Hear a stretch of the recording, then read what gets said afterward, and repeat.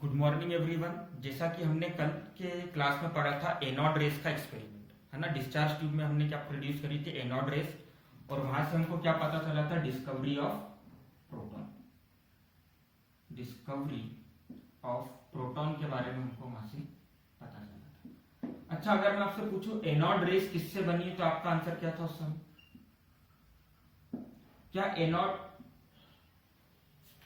Anode rays fundamental particle से बनी है, पॉजिटिवली चार्ज पार्टिकल से बनी है, कि पॉजिटिवली चार्ज गैस आयन से बनी है ना। तो एनोड रेस बेसिकली किससे बनी है, गैसियस आयन से बनी है,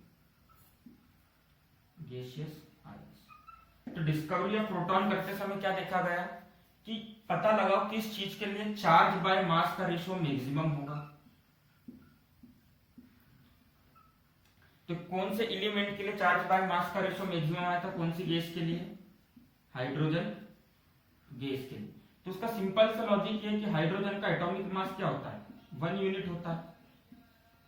तो ऑब्वियस सी बात है, मास 1 हो गया मतलब पूरा की पूरा चार्ज मिल जाएगा, मतलब चार्ज बाय मास रेशियो क्या होगा, मैक्सिमम आएगा।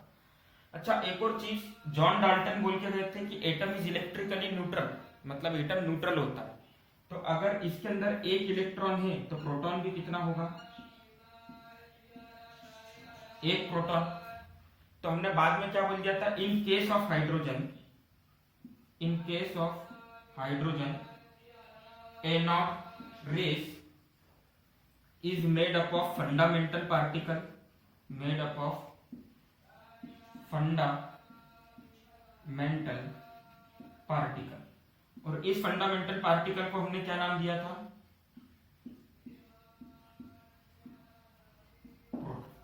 है ना। अब आपको लग रहा होगा सर सिर्फ हाइड्रोजन के केस में क्यों बोल रहे हो आप? तो देखो, जॉन डाल्टन बोल के गए थे कि एटम इलेक्ट्रिकली न्यूट्रल होता है। तो हाइड्रोजन का एटॉमिक नंबर 1 है, मतलब इसके अंदर एक इलेक्ट्रॉन होगा और एक प्रोटॉन होगा। अभी इसके अंदर कोई भी न्यूट्रॉन नहीं, तो इसके लिए हम इसके लिए बात कर सकते हैं कि यहाँ पर क्या होगा, एक फंडामेंटल पार्टिकल। अच्छा, सेम एक्सपेरिमेंट जब दूसरी गैसेस के लिए देखा गया, नाइट्रोजन गैस के लिए देखा, और मान लो क्लोरीन गैस के लिए देखा, बहुत सी दूसरी गैसेस के लिए देखा गया, तो क्या पता चला कि नंबर ऑफ फंडामेंटल पार्टिकल पता चल गया, कितने प्रोटॉन है, इतने इलेक्ट्रॉन है। पर जब दोनों को प्लस करा तो भी एटम के मास के बराबर मास नहीं आ रहा था। प्रोटॉन को प्लस कर दिया और इलेक्ट्रॉन को प्लस कर दिया, एटम इलेक्ट्रिकली न्यूट्रल है, पर अभी भी एटॉमिक मास नहीं मिल रहा था। एटॉमिक मास किसका सही बैठ रहा था, सिर्फ हाइड्रोजन के केस में, कि जब number of fundamental particle calculate करेगा तो एक प्रोटॉन निकल कर आया, एक इलेक्ट्रॉन निकल कर आया। इसके केस में मास को प्लस करा तो हाइड्रोजन का मास एक्चुअल मिल गया, पर दूसरी गैसेस के केस में एक्चुअल मास नहीं मिला।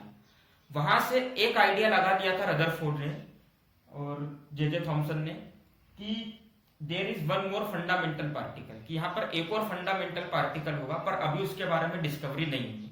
क्या आप जानते हो मैं किस फंडामेंटल पार्टिकल की बात कर रहा हूं? न्यूट्रॉन की, है ना।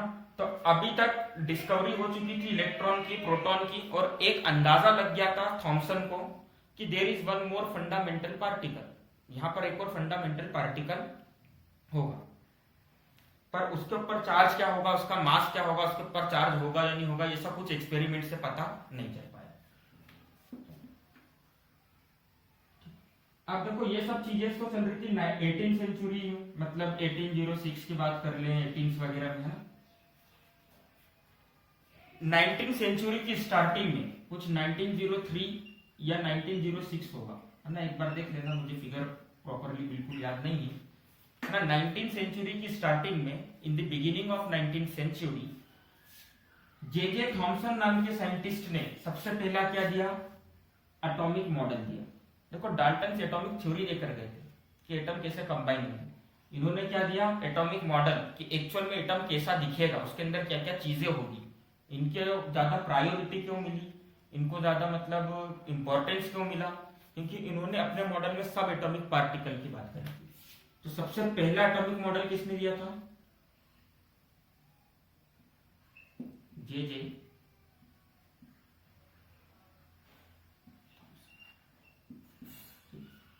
अब जे थॉमसन ने अपने एटॉमिक मॉडल में क्या बोला था, जे थॉमसन ने अपने एटॉमिक मॉडल में बोला कि एटम जो है वो क्या है, पॉजिटिवली चार्ज स्फीयर है। एटम कैसा है, पॉजिटिवली चार्ज स्फीयर, मतलब एक स्फीयर है जिसमें पॉजिटिव चार्ज जो है सब दूर क्या है, स्प्रेडेड है, सब दूर क्या है, फैला हुआ है, यूनिफॉर्मली डिस्ट्रीब्यूटेड है। तो जैसे अगर ये मैंने स्फीयर बनाया तो इसके अंदर ये जो मैं ग्रीन कलर के पेन से शेडिंग कर रहा हूं, ये शेडिंग क्या बता रही है, कौन सा चार्ज बताएगी आपको, बिल्कुल कोई दिक्कत नहीं।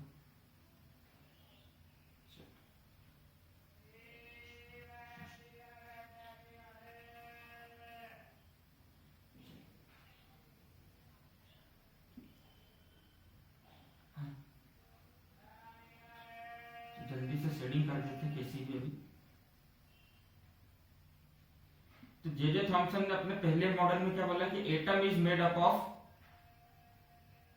Positively charge sphere. Atom basically क्या है, पॉजिटिवली चार्ज स्फीयर है। सबसे पहला पॉइंट क्या दिया उन्होंने अपने मॉडल में, atom is made up of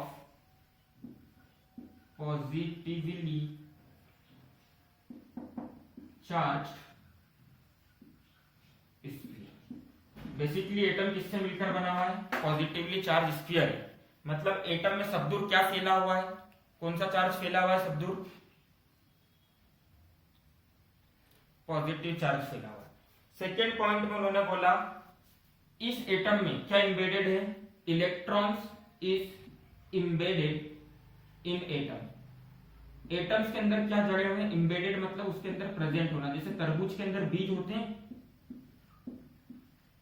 तरबूज खाया होगा आप लोगों ने, उसमें बीज देखा होगा, ठीक। तो ऐसे इसी के अंदर क्या प्रेजेंट है, इलेक्ट्रॉन। तो सेकेंड पॉइंट में उन्होंने क्या बोला, इलेक्ट्रॉन इज एम्बेडेड इन। इसके अंदर क्या प्रेजेंट है, इलेक्ट्रॉन इसके अंदर एम्बेडेड है, मतलब इसके अंदर इलेक्ट्रॉन जड़े हुए हैं। तीसरी चीज उन्होंने क्या बोली, क्योंकि जॉन डाल्टन भी बोल के गए थे एटम इज इलेक्ट्रिकली न्यूट्रल, तो अगर एटम को स्टेबल बनाना है तो जितने पॉजिटिव हो उतना निगेटिव। मान लो अगर पॉजिटिव ज्यादा हो गया तो भी एटम स्टेबल नहीं रहेगा, नेगेटिव ज्यादा हो गया तो भी स्टेबल नहीं होगा। तो उन्होंने तीसरा पॉइंट में क्या बोला, atom is electrically neutral. Atom कैसा है, इलेक्ट्रिकली न्यूट्रल है, मतलब नंबर ऑफ इलेक्ट्रॉन किसके इक्वल होगा,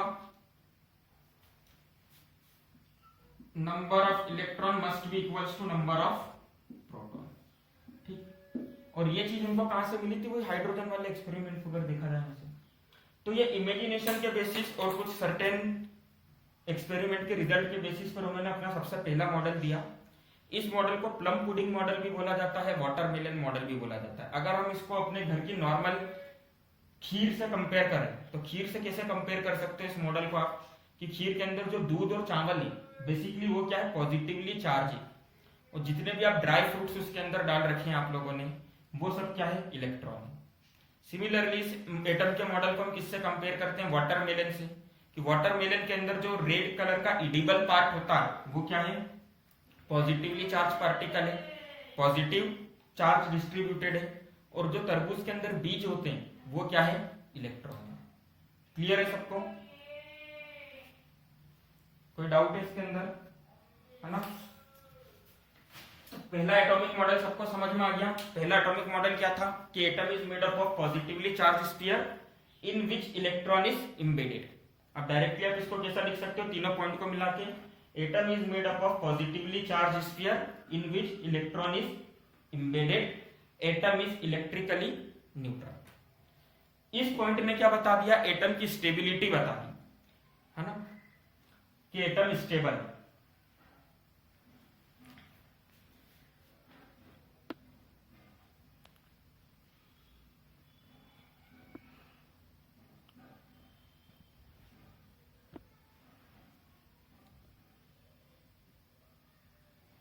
ठीक है, चलो। तो एटम इज इलेक्ट्रिकली न्यूट्रल, ये समझ गए सब, कोई डाउट है इसके अंदर।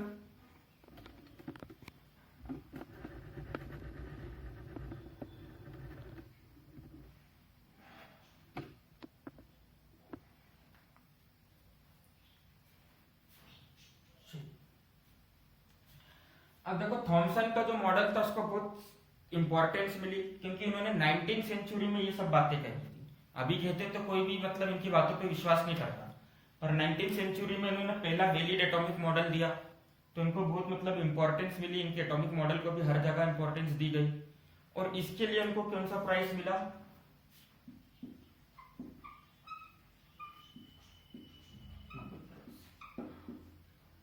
इसके लिए उन्हें नोबेल प्राइज मिल गया।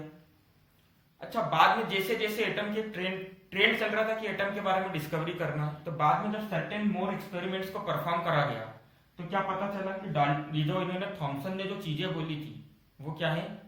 गलत है। इसके पॉइंट्स क्या है? कहीं कहीं पर गलत है। कैसे गलत है हम उसके ऊपर भी बात करेंगे। इसको रफ कर दें।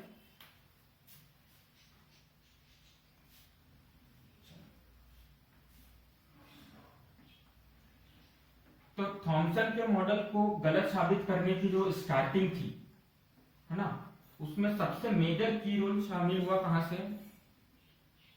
रेडियो एक्टिव एलिमेंट्स की डिस्कवरी से, है ना। आप सुना होगा आप लोगों ने यूरेनियम वगैरह, है ना, कैसे एलिमेंट होते हैं? Radio active element. तो ये कहानी कहां से शुरू हुई? रेडियो एक्टिव एलिमेंट्स की डिस्कवरी से। तो दो साइंटिस्ट थे, मैडम मैरी क्यूरी और पेरी क्यूरी सर, है ना, दोनों हस्बैंड वाइफ थे, और इन्होंने क्या डिस्कवर करा था? रेडियो एक्टिव एलिमेंट्स को डिस्कवर करा था। रेडियो एक्टिव एलिमेंट क्या होते हैं? ऐसे एलिमेंट जो कि अपने आप रखे रखे क्या होते हैं? टूटते हैं और रेडिएशन को इमिट करते हैं। रेडिएशन मतलब एनर्जी इमिट करते हैं, अपने अंदर से एनर्जी को क्या करते हैं? बाहर निकालते हैं। जैसे बल्ब है, बल्ब से क्या बाहर निकलती है? लाइट बाहर निकलती है, मतलब वो भी क्या दे रहा है? रेडिएशन दे रहा है। वैसे कुछ एलिमेंट अपने आप, जैसे आपने देखा होगा किसी पत्थर को या अपन टेटू वाली चीजों को अपन दीवार पे चिपका देते हैं तो रात के टाइम पे अपने आप ग्लो करती है ना, लाइट इमिट करती, तो वो भी क्या करता है? रेडिएशन इमिट करता है। वैसे कुछ एलिमेंट्स को क्या करा उन्होंने, जब डिस्कवरी हुई तो उन्होंने ऑब्जर्व करा कि सर्टेन एलिमेंट्स ऐसे हैं जो कि अपने आप क्या छोड़ रहे हैं? कुछ रेडिएशन छोड़ रहे हैं, है ना। तो इन दोनों ने क्या करा था? मैडम मारी क्यूरी और पेरी क्यूरी सर ने रेडियो एक्टिव एलिमेंट्स की डिस्कवरी करी थी, और वहां से ये पता चला जितने भी रेडियो एक्टिव एलिमेंट होते हैं, जितने भी रेडियो एक्टिव एलिमेंट होते हैं, तीन कलर नहीं, sorry, radio active element radiation को तीन वेव्स के फॉर्म में क्या करते हैं? जितने भी रेडिएशन होते हैं उनको तीन वेव के फॉर्म में इमिट करते हैं। एक अल्फा रे, एक बीटा रे और एक गामा रे। गामा रेस तो आप लोगों में से बहुत से लोगों ने सुना होगा, स्पेशली बॉयज ने। कहां पे सुना है?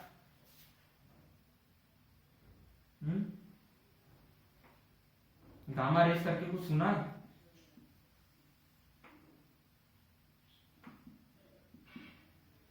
कितने लोग एवेंजर्स मूवी देखते हैं?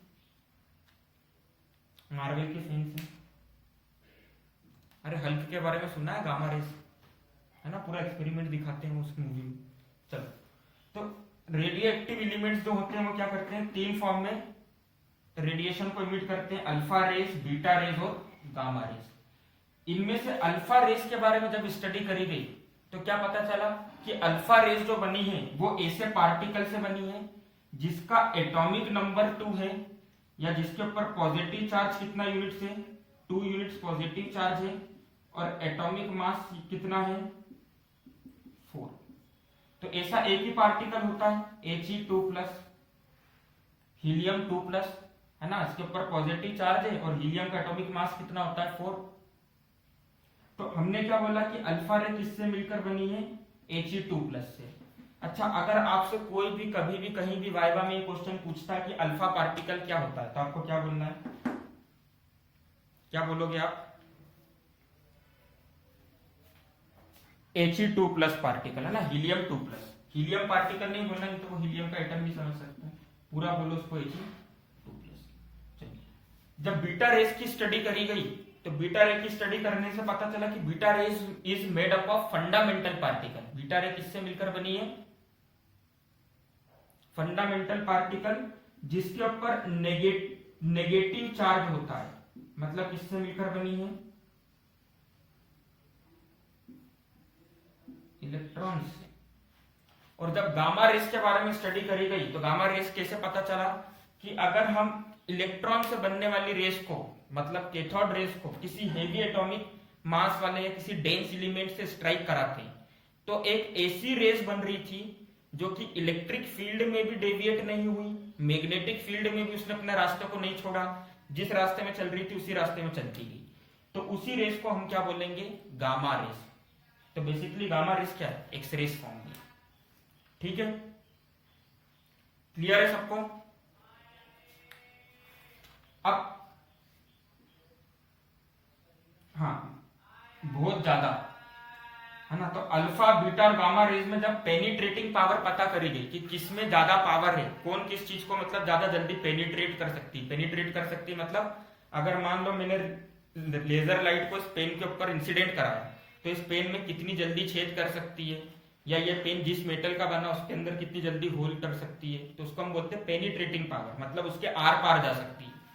तो सबसे कम पेनिट्रेटिंग पावर थी अल्फा पार्टिकल से बनने वाली रेस की। उसके बाद ज्यादा पेनिट्रेटिंग पावर थी बीटा रेस से बनने वाली, बीटा पार्टिकल से बनने वाली रेस की। और सबसे ज्यादा पेनिट्रेटिंग पावर किसकी होती है? गामा रेस, है ना। इसलिए गामा रेस को क्या बोला जाता है? बहुत डेंजरस। अच्छा, आपने देखा होगा अपन एक्सरे कराने जाते हैं तो एक्सरे किस लिए यूज करते हैं? कि हमारी बॉडी के इंटरनल स्ट्रक्चर का पता लगा सके, इंटरनली कुछ प्रॉब्लम तो उसको डिटेक्ट कर सके। क्यों?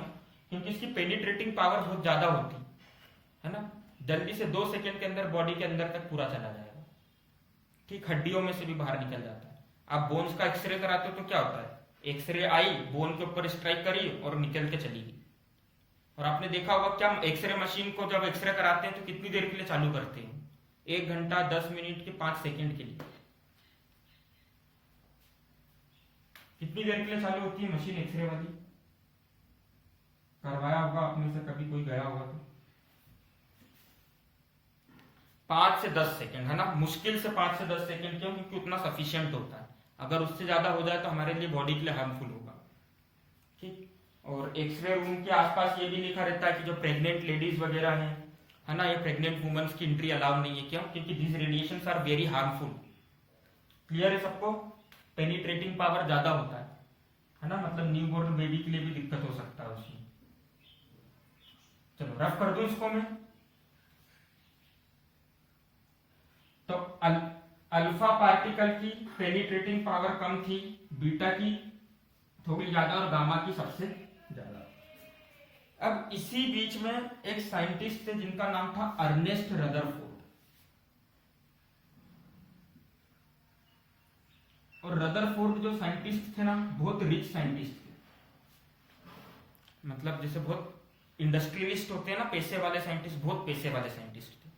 और इनके अंदर बहुत सारे लोग काम करने वाले थे, इनकी रिसर्च लैब चलती थी। मतलब रदरफोर्ड मान लो स्कूल के प्रिंसिपल है और उनके अंदर काम करने वाले बहुत सारे टीचर्स। तो रदरफोर्ड के अंदर काम करने वाले बहुत सारे छोटे छोटे साइंटिस्ट थे जो उनके स्टूडेंट्स भी थे। तो इनके स्टूडेंट्स से इन्होंने क्या कंडक्ट कराया? अल्फा पार्टिकल का एक एक्सपेरिमेंट कंडक्ट कराया जिसका नाम पड़ा Rutherford scattering experiment. Alpha particle scattering experiment, alpha particle scattering experiment.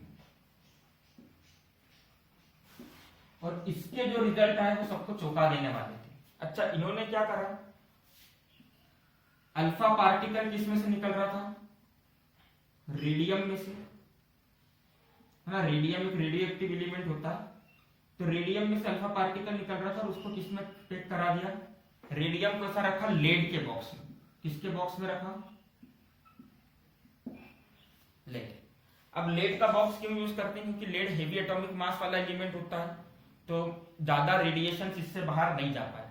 Controlled amount of radiation को हम इससे क्या कर सकते हैं? बाहर निकाल सकते हैं। अब यहां पर इन्होंने क्या करा? एक होल रखा, छोटा सा बिल्कुल बारीक सा होल, जहां से अल्फा पार्टिकल की फाइन बीम मतलब पतली सी बीम, हाई एनर्जी वाली अल्फा पार्टिकल की पतली सी बीम इस स्लिट से, स्लिट मतलब पतली सी ऐसा ग्लास का अरेंजमेंट है, ठीक है, पास होती हुई गई और इसको स्ट्राइक कराया उन्होंने किसके ऊपर? गोल्ड फॉइल के ऊपर, किसके ऊपर स्ट्राइक करवाया, ऐसी गोल्ड फॉइल। अब देख लो जो पर्सन एक्सपेरिमेंट के लिए गोल्ड का यूज कर रहा है, मतलब अंदाजा लगा सकते हो कितना रिच होगा उस टाइम पर। अच्छा, गोल्ड फाइल के आसपास उन्होंने क्या कर रखा था, एक ऐसा अरेंजमेंट कर रखा था, स्क्रीन बना रखी थी किसकी, जिंक सल्फाइड की। किसकी स्क्रीन बना रखी थी, फ्लोरोसेंस मटेरियल जिंक सल्फाइड की। क्लियर इतना सबको, कोई डाउट है ना। अब देखो थॉमसन तो क्या बोल के गए थे कि एटम जो है वो किससे मिलकर बना है, पॉजिटिवली चार्ज स्फीयर से। मतलब ये स्फीयर है और ये एटम है, इसमें सब पॉजिटिव चार्ज है और बीच में ऐसा नेगेटिव नेगेटिव नेगेटिव इलेक्ट्रॉन जड़ा हुआ है। अब अगर ये एटम में सब पॉजिटिवली चार्ज ऐसे ऐसे सब स्प्रेडेड है, अभी मैंने बोला कि अल्फा पार्टिकल की फाइन बीम का हम यूज कर रहे हैं, मतलब अल्फा पार्टिकल मतलब He2+। तो रदरफोर्ड ने एक्सपेरिमेंट करवाने के पहले क्या उम्मीद करी थी कि जब हम अल्फा पार्टिकल की रेस को इस एटम के ऊपर क्या करेंगे, बम्बार्डमेंट कराएंगे, मतलब बहुत सारी अल्फा पार्टिकल की रेस को इस एटम के ऊपर क्या करेंगे, एक साथ स्ट्राइक कराएंगे, है ना। तो जब हम बहुत सारी अल्फा पार्टिकल की रेस को इस एटम के ऊपर एक साथ स्ट्राइक करेंगे तो क्या होगा, क्योंकि एटम एक पॉजिटिवली चार्ज स्फीयर है, मतलब इसके ऊपर सब दूर क्या फैला हुआ है, पॉजिटिव चार्ज सब दूर फैला हुआ है। जैसे पॉजिटिव चार्ज पार्टिकल की क्या आएगी, रेज आएगी, तो ये रेज क्या कर देगी, अपना रास्ता भटक जाएगी, डेविएट हो जाएगी ना, क्योंकि पॉजिटिव पॉजिटिव एक दूसरे को क्या करेंगे, पॉजिटिव पॉजिटिव एक दूसरे को क्या करेंगे, रिपेल करेंगे। मतलब जैसे पॉजिटिव पार्टिकल की रेज आई, He2+ पार्टिकल आए एक साथ, है ना, इन पॉजिटिव को देखा तो उन पॉजिटिव ने इनको धक्का मारा तो सीधे जाने की जगह कैसे चले गए, छोटे से एंगल से डेविएट हो गए। ये उन्होंने उम्मीद लगाई थी उनको ऐसा होना चाहिए, क्योंकि वो भी क्या समझ रहे थे कि जो थॉमसन ने मॉडल दिया है वो सही है। पर इस एक्सपेरिमेंट के जो रिजल्ट आए वो चौंका देने वाले आए। कैसे चौंका देने वाले आए, आइए बात करते हैं। क्या हुआ, अब ये गोल्ड की फॉइल है तो देखो इसके अंदर गोल्ड के एटम होंगे, बोल सकता हूं इससे गोल्ड के एटम होंगे। जब अल्फा पार्टिकल की बहुत सारी रेज यहां से आई, बहुत सारी अल्फा पार्टिकल की रेज मान लो यहां से आ रही है,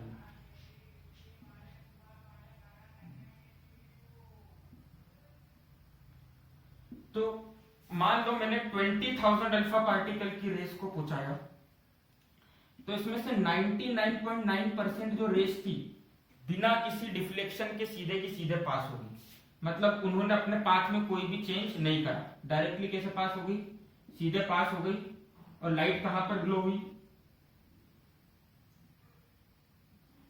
लाइट कहां पर ग्लो हुई होगी,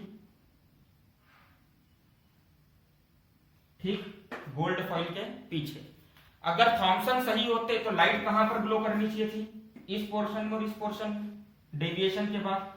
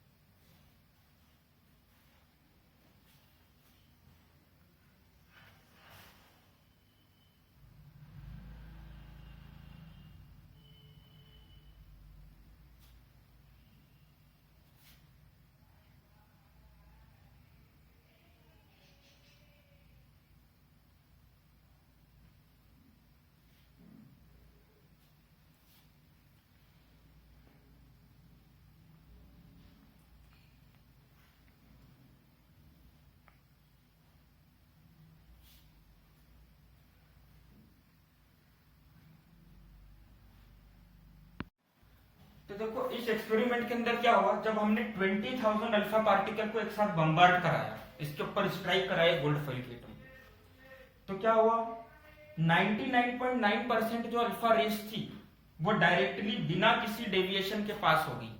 जबकि हमको क्या उम्मीद थी कि एटम अगर पॉजिटिवली चार्ज स्फीयर है तो जैसे पॉजिटिवली चार्ज स्फीयर के पास अल्फा पार्टिकल की रेज आएगी तो उनका क्या होगा, डेविएशन होगा, रास्ता बदल देगी। अब अगर इसने रास्ता नहीं बदला इसका मतलब क्या, यहाँ पे सब पॉजिटिवली चार्ज स्प्रेड है या नहीं है ये बताओ। नहीं है, क्योंकि अगर पॉजिटिवली चार्ज स्प्रेड होता सब दूर तो ये जितनी भी रेस थी उन सबका क्या होता, डेविएशन होता, अपना रास्ता बदलती। चलो तो मान लेते हैं कुछ अभी के लिए 90% ले लेते हैं अभी मोटा मोटा, हमने 99.9 तो ज्यादा हो गया। चलो अब इसके अंदर से क्या हुआ, 90% रेस तो बिना किसी डेविएशन के डायरेक्टली चलेगी। अब बाकी जो 10% बची थी उसमें से 9% रेस का क्या हुआ, बहुत छोटा सा डिफ्लेक्शन हुआ।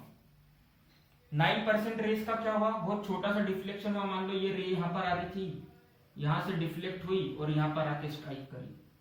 ये वाली रे यहां पर आ रही थी, यहां पर डिफ्लेक्ट हुई और यहां पर आके स्ट्राइक करी। सिमिलरली ये वाली रे इधर आई और इधर आकर स्ट्राइक करा, ये वाली रे इधर आई और इधर आके स्ट्राइक करी। तो 9% रेस का क्या हुआ, डिफ्लेक्शन हुआ बाय वेरी स्मॉल एंगल।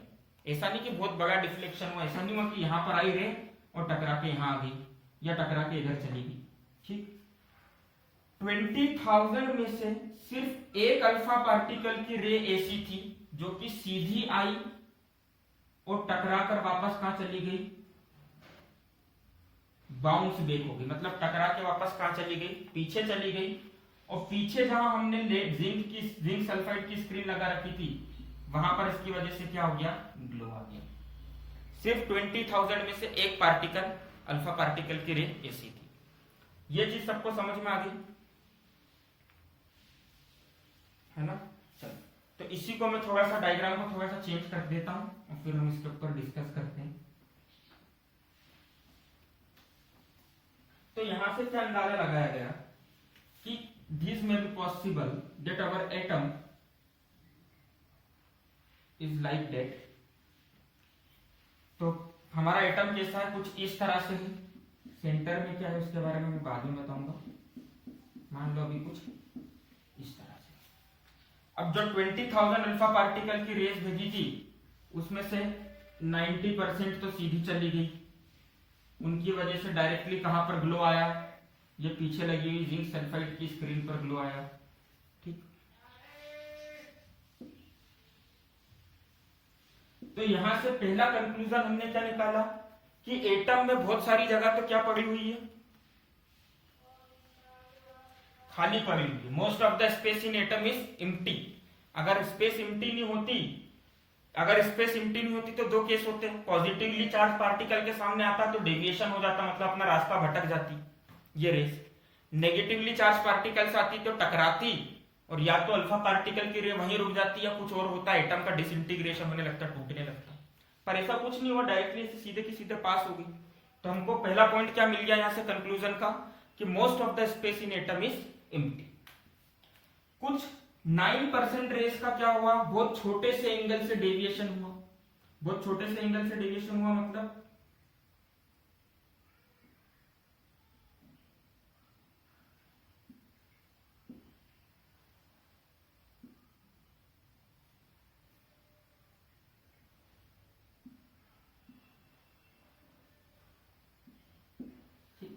अब बहुत छोटे से एंगल से डेविएशन हुआ मतलब यहां पर क्या है, पॉजिटिवली चार्ज पार्टिकल तो क्या है, प्रेजेंट है।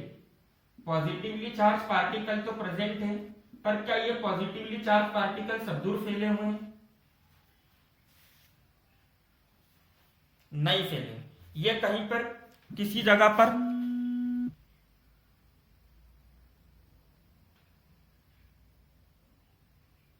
है ना, ये पॉजिटिवली चार्ज पार्टिकल सब दूर फैले नहीं है, ये कहीं पे किसी जगह पर क्या है, कंसंट्रेटेड है, कहीं पे रुके हुए हैं, एक छोटी सी जगह पर प्रेजेंट है। अब क्या हुआ कि 20,000 में से एक अल्फा पार्टिकल की रे जो आई थी वो वापस टकराकर कहां चली गई, सोर्स के पास चली गई, और उसकी वजह से पीछे लगी हुई स्क्रीन पर ग्लो बना। इतना क्लियर है सबको, है ना? तो यहां से कंक्लूजन क्या निकला कि एटम के सेंटर में कोई बहुत ज्यादा हेवी स्ट्रॉन्ग या बहुत ज्यादा हेवी मास वाली चीज रखी हुई है, जिसने क्या करा, अल्फा पार्टिकल जो कि ऑलरेडी बहुत हेवी है, एटॉमिक मास कितना अल्फा पार्टिकल का, 4 एटॉमिक मास यूनिट है ना, एटॉमिक मास कितना है 4। तो सेंटर में कोई इतनी हेवी चीज रखी है जिसने अल्फा पार्टिकल जैसे हेवी पार्टिकल को क्या कर दिया, वापस से टकरा के भेज दिया। मतलब अल्फा पार्टिकल से भी पावरफुल चीज कहां पर है, कहां पर है, एटम के सेंटर में। ठीक है, ये चीज समझ में आ गई, कंक्लूजन समझ में आ गया। पहला कंक्लूजन क्या था कि एटम के अंदर बहुत सारी जगह खाली है। दूसरा कंक्लूजन क्या था कि एटम में पॉजिटिव चार्ज सब दूर प्रेजेंट नहीं है, किसी पर्टिकुलर जगह पर क्या है, प्रेजेंट है। तीसरा कंक्लूजन क्या था कि एटम के सेंटर में कुछ बहुत हेवी चीज रखी हुई है जिससे अल्फा पार्टिकल की रेस टकराकर वापस आ गई। इन कंक्लूजन को ध्यान में रखते हुए रदरफोर्ड ने अपने मॉडल के कुछ पॉइंट बताए। तो आज का टाइम खत्म होने आ गया है। रदरफोर्ड के मॉडल के क्या क्या टाइम थे, पॉइंट थे, अपन उनको कल डिस्कस करेंगे। तो आप आज पढ़ के भी आ सकते हो। जैसे पहला पॉइंट क्या हो जाएगा, all the positive charge and mass of the atom, जितना भी पॉजिटिव चार्ज है और मास है एटम का वो कहां पे प्रेजेंट है, एट द सेंटर। तो उसको हम डायरेक्टली ऐसा बोल सकते हैं, atom has a centre which is known as nucleus where all the positive charge and mass is concentrated. Atom के पास एक सेंटर है जिसको हम क्या बोलेंगे, न्यूक्लियस, जहां पे सारे पॉजिटिव चार्ज और मास कंसेंट्रेटेड है। ठीक है, दूसरा पॉइंट क्या हो जाएगा, most of the space in atom is empty. Atom में बहुत सारी जगह क्या है, खाली है। तीसरा पॉइंट क्या हो जाएगा इसके अंदर, electron revolves around the nucleus.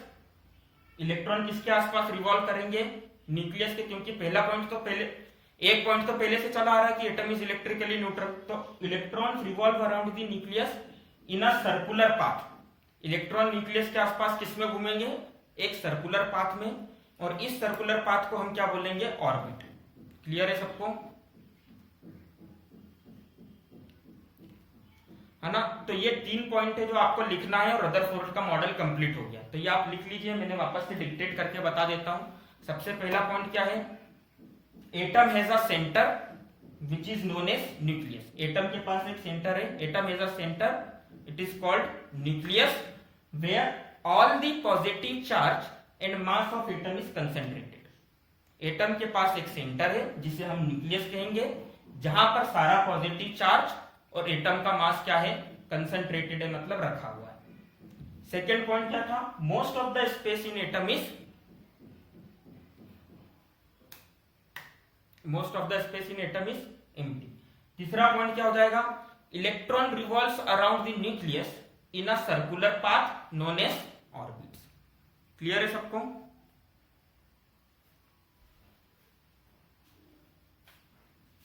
चलो, तो आज की क्लास हम यहीं पर एंड करते हैं। आई होप आपको रदरफोर्ड एटॉमिक मॉडल समझ में आ गया होगा, है ना? चलो, आप लोगों के लिए होमवर्क ये है कि कल की क्लास चालू होने के पहले आपको इसके ड्रॉबैक पता करके लाना, इसकी कमियां क्या क्या थी। ठीक है, ओके, चलो, bye everyone, have a good day.